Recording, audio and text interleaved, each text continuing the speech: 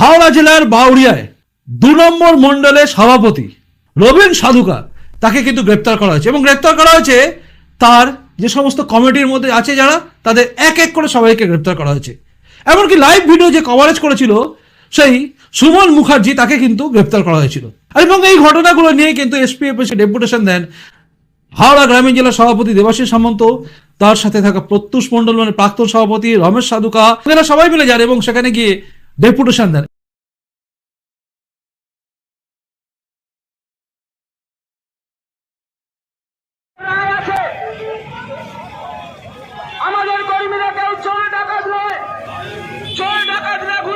এই ডেপুটেশন দেওয়ার সঙ্গে সঙ্গে একটা জিনিস তারা পরিষ্কার করে বুঝিয়ে দেন, কারণ ডেপুটেশনে একটা কথাই ওঠে, সেটা হচ্ছে কেন বেছে বেছে তোলা হচ্ছে বা ধরা হচ্ছে বিজেপি কর্মীদের।